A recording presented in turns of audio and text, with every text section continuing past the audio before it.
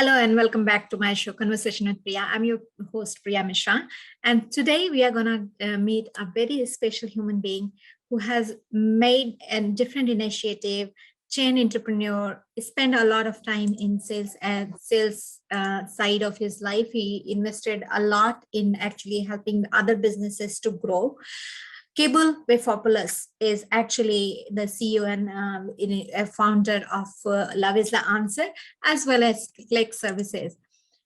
Klek Services comes with 25 years of experience identifying the implementing supply chain procurement and organizational improvement solution across all industry within Australia. He is specialized in being a resourceful for the CEOs and CFOs and CPOs and helping them how they can save the money. It's a very cost-effective way of saving your money. The other side of his business is actually Love is the Answer. And the mission for this Love is the Answer is that helping those who helps others. Love is the Answer director, it also helps them to the disaster relief, paying love forward, he calls it. Animals and people healing sanctuary, he's working towards it. Event and projects is spreading and sharing the love. So today I would like you to help me to welcome Mr. Kabel and hear from his side of the story. It is a marvelous story and how he came up with this whole idea of bringing, the dream of helping and caring people, bringing the idea of CSR into the corporate organization and how he's helping others to understand how important the finding the purposeful life. So without further delay, let's welcome Mr. Kabel. Hello, Kabel. Thank you for joining in today and really appreciate your time. You accepted my request to join my conversation with Priya. What I would like to start with you, like why you started this Love is the Answer. But before that, welcome. Thank you. I'm so happy to be here and be having a chat with you. Great. So since this is a conversation with Priya and we are gonna do a little conversation and get to know you, and the audience will love hearing your side of the story. So let's get started from the Love is the Answer, because that's one story actually blew my mind when I was first connecting with you a couple of months, or I think almost a year now. I think it has been. Yeah. So what makes you start Love is the Answer? Yeah, look, it's actually my life's purpose. So my life's purpose is to help others. While that's a great thing and a great story, the unfortunate thing is that to find my life's purpose, I had to go through a bit of tragedy first. Love is the Answer is coming up to the event that the anniversary of the event that created this idea, which is the 26th of March, 2 years ago. On the 26th of March, 5 years ago now, I actually had a stroke, and that changed my life considerably. I happened to come out of that stroke quite well, and it changed my view on mental health. I've been suffering with depression and anxiety for about 14, 15 years, and I hid it. So I didn't tell anybody but my wife about it. And the stroke, through not a nice process, but that allowed me to find my voice and to be able to talk about mental health and my mental health issues. But I think there was another message that my guardian angels were trying to deliver to me that I didn't quite get. And unfortunately, on the 26th of March 2020, which was the third anniversary of the stroke, I was driving to my chiropractor's, and it was raining slightly. I was driving on a road that's literally right next to my house. I drive on it to go to the beach all the time, and unfortunately, a young lady lost control of her car and hit mine head on. And really, unfortunately, she died that night. So she was a very good young girl. She was, her and her mum owned a cafe, and she seemed to have gone through a few struggles, but really had her head screwed on right and seemed to be an amazing girl. And that really affected me greatly, that accident, and losing what I saw as losing a beautiful spirit quite senselessly. And so I managed to pick up PTSD in the accident, as well as a bunch of physical injuries. But I ended up having to spend probably about a third of the next year unable to move, really, because of my injuries. So I was either on the couch or I was in bed, and a lot of time to ponder and think. And I was devastated by the accident because I have two children of my own, two daughters of my own. My oldest daughter shares the same name as this poor girl. And I come from a large family that have lost family members in very, very similar ways, children and parents in same ways. So I understood the grief that her parents would be going through, and her family and friends. And that just undid me, to be honest. I had 2 visits to a mental health clinic over that first year. The last one really creating clarity, I think, for me and my mental health, and allowing me to really begin this journey. But Love is the Answer was created in August of 2020. Yeah. And essentially how it was created was, I was very angry with my guardian angels. I was very angry that somebody had to die in order for me to try to understand this message they're trying to get through to me with. I was out in my backyard, and I'm not going to say what I said because there's a lot of swear words, but essentially I was like, I'm over this. If you don't make the message clear, I'm done. I'm not having anything to do with you ever again. Make the message clear because I'm not getting it. And if you don't, then just go away. And the next morning I woke up, and what I was calling coincidences, but now called kismet, started happening on a very grand scale. Literally within hours I had my purpose in life was made clear to me. And by the end of that first day, it was crystal clear what I was supposed to do. And then that has continued every day since. I come across people very randomly and have the most incredible interactions that change directions, give me ideas, inform me of situations and stuff. But that's essentially how Love is the Answer was created. It was, this is my life's mission, and I've got to make it happen. Right. Quite overwhelming story, and I heard it, but it still actually blew my mind away. And the thing is that when you started and you have the clear message, what is the process for people to reach out to you to get the help? So how do, for instance, clients get in touch with me? Yeah, look, Love is the Answer has 4 missions. Mm-hmm. I wanted to figure out a way of maximising my impact by I could set up a charity and I could run a charity myself, which I am doing. Love is the Answer is turning into a charity. But the way that the missions were structured was so that I could help others that are already helping others.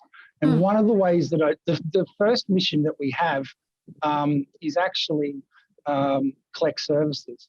So klek services is how I deliver help to charities, to not-for-profits, to organisations and social enterprises that save them money, make them money, or help them avoid risk. And by doing that, I can amplify how many people they can help. If I just started a charity on my own, because I've worked with charities, I know how all-consuming that could be. So we also do work in the corporate world, which is one of the unique things about, I didn't want to be reliant on donations. So klek Services is actually the revenue generator for Love is the Answer. And what it does is we do a lot of work in the corporate market that actually where that money then goes to supporting love is the answer and its growth. And the other missions that we've got is that the second mission is we're setting up a disaster relief fund to change radically the way that people that are affected by disasters are assisted moving forward. Right. My goal is to have that done by mid this year. Yeah. Our third mission is animal and people sanctuary. So we're bringing traumatized animals and people together and allowing them to heal with love is the simple thing. And that'll be hopefully starting. We already have the property up near Foster, and we'll be starting that in hopefully, well, not hopefully, it'll be starting in 2023. I just need to learn. I need to learn a lot.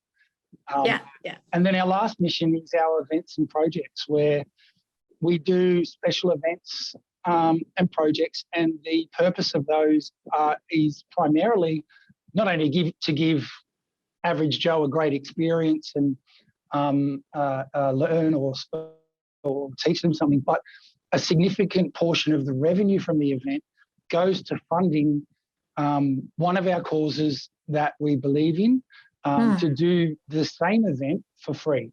So we're running a meditation, yoga, and energy healing event in late March, and that event will fund for domestic violence survivors to do the course for free.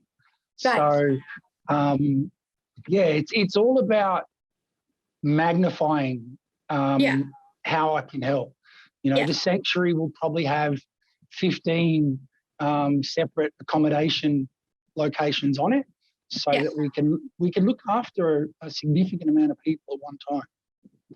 And what I'm hearing, it is a very startup position at this stage, but it has a huge plan. And me and you met in a very social impact setup where we were actually discussing how we can go and help around social impact. And I always believe in creating a purposeful organization. The future is there with the organization who can actually create the social impact towards them, and you can help towards the people, organizations to use their social impact, their purpose, find their purpose in their social activities, and not only just saving the humanity, but also there are so many aspects we can actually look into it. I'm big believer of creating the ecological sustainability environment. And so do you, because that's where you started discussing the sanctuaries and all, helping animals. And here you are also trying to help the humanity with the natural disaster scenarios. And also it's a very good initiative, I believe. And I think, the klek is an answer is going to definitely more of a profit-based organization, I believe. Klek absolutely organization. But their whole organization is actually designed to be we're not going to be a not-for-profit. There will be charitable sections of the organisation, but the reason I want to be a for-profit organisation is really simple. I want to help more people. I not only want to reinvest the money into my organisation, but I want to invest it into other organisations. Right. And the organization. And other people. So sorry, go on. The organization should be purposeful, social impact oriented, and all that. And you guys can go and help them and give them to find their own purpose as well at the same time. What I heard from you. Yeah, absolutely. Look, and I think so. Using klek services as an example, if you were to look up klek services, you would find a very small link to love is the answer, and that's because sadly, a lot of large corporates, which I deal with, CEOs and CFOs, don't connect with that message in particular. They're interested in how am I going to save the money, make the money, and avoid risk. That's their focus. But what I believe is the future for organisations around the world is, and also very wealthy people. There are companies that make obscene amounts of money, and there are people that make obscene amounts of money as well. They should all be reinvesting that back into the global population, because we have enough money to fix every problem that we already have. We just choose not to do it. So by leading, by setting an example, I think you should absolutely set an example in your life and in your work, so that people have a path to follow or an example. It's worked for this guy. Why don't we try it? Yeah. And I believe the people are actually getting inclined towards more and more CSR activities and trying to include the CSR activities. Also, not only for the actually getting the name and fame, and also in terms of helping outside the organization, but also to fulfillment of their own employee, because I believe that if employees are not fulfilled and satisfied, there are more chances they will leave you, quit you more often than the people who are already giving them that kind of a fulfillment. So it's needed for all that 360-degree attention on that space, I believe, and people I are think paying now attention. more than ever. Absolutely. I mean, the Great Resignation is going on, and that's because people have had a chance to sit and think. One, it's very different working from home. I've been lucky enough to professionally work from home for 15 years, but that's given a lot of general office-based workers a chance to be out of that environment that they are in for 40 hours a week, 5 days a week. That's a lot of your life. And it's also given them a chance to think about, what do I want to be part of? There are organisations out there doing amazing work to help charities and things like that. And really, there's a difference between the marketing side of CSR and the reality of what you're actually doing. There's the fluffy stuff that, I think a lot of big organisations used to just put it on their website and they just give cash and then they go, yep, cool, that's great. Now you've got organisations that want to give their staff days to go and help those charities. They want to go and they actually want to mentor people in those charities. They're really going that extra mile. And I think as an employee, why wouldn't you want to be part of something like that? It means that your business isn't just about money. And already I think people in general are very, very giving. All you have to see is when a natural disaster happens, how much money the community gives. But I think people are now looking at when they're looking for a new job, what are you doing for our community? Fulfillment is becoming more and more important for every individual, not just the organization. And in past, it was more done for the marketing point of view, but now it is becoming more and more fulfillment and finding the purpose. And, work-life balance comes from the fulfillment and the purposefulness, so the people are actually going into that kind of a mindset. And coming back to your organization, you said that you're raising fund, that you want to help businesses to raise, fund and, help them.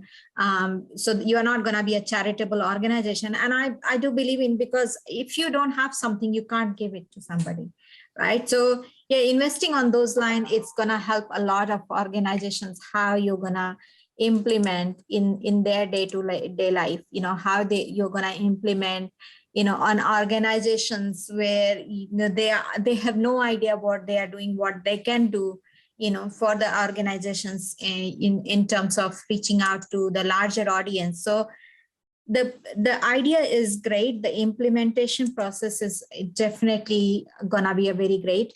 But how you're gonna make sure that people are getting attracted to your ideas? What steps you are taking? Yeah, look, what a learning curve.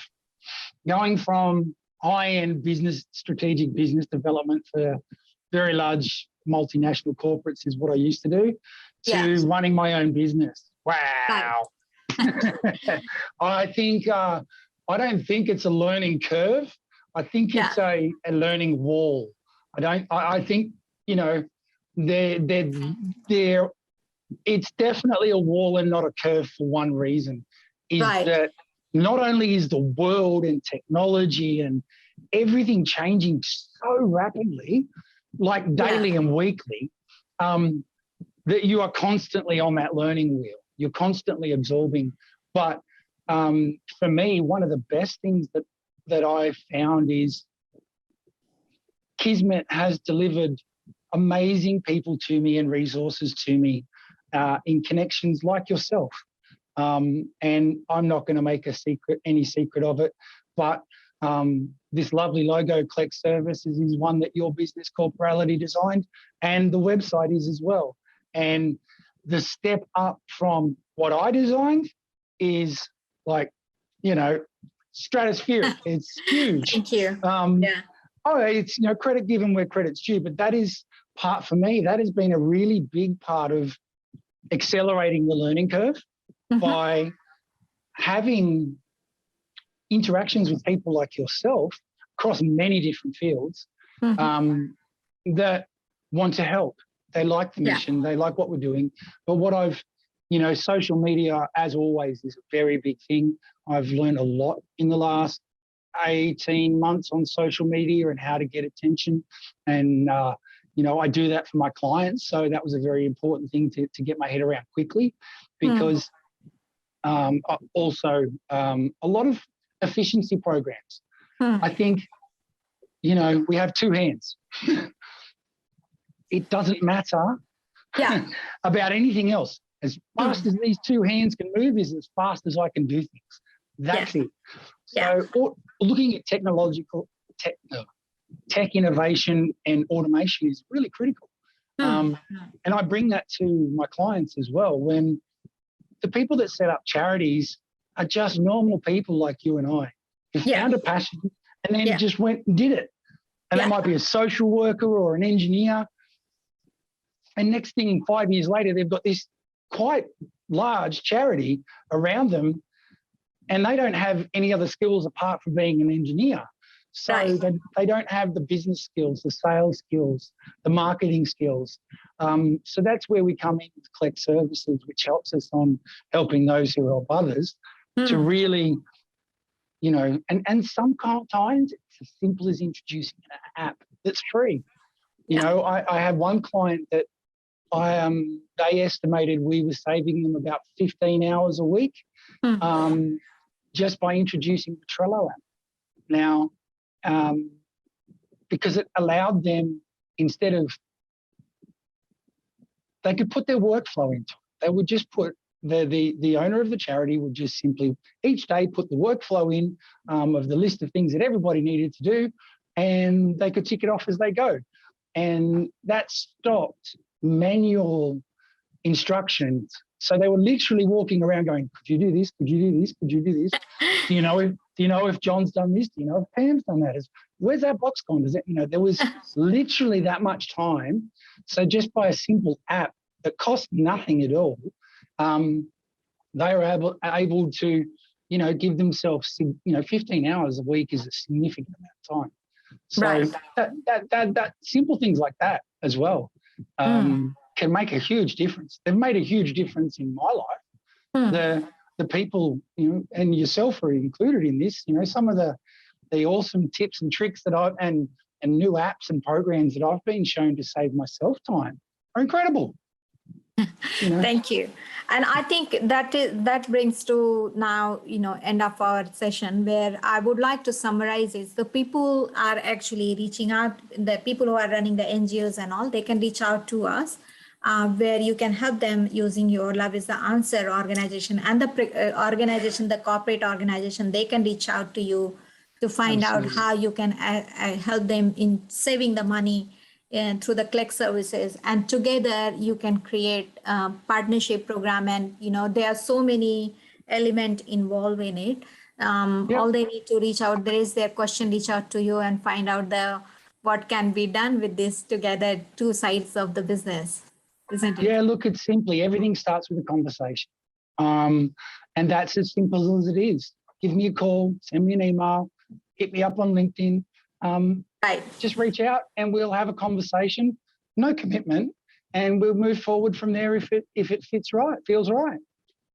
Great. So thank you so much for joining in and giving the insight of your business. Really appreciate your time, and it was always as honored to talk to you in every second. If my audience wants to find you, where can they find you? What are all the details you would like? Everything is at loveistheanswer.org. You can find me on LinkedIn. I'm pretty good with a presence there, and I can provide you with all the details as well. Thank you. And all the details will be given in the description below. If you haven't subscribed yet, please do so. Thank you so much for joining in today. Thank you so much for your time, Priya. It's been an absolute joy. Great.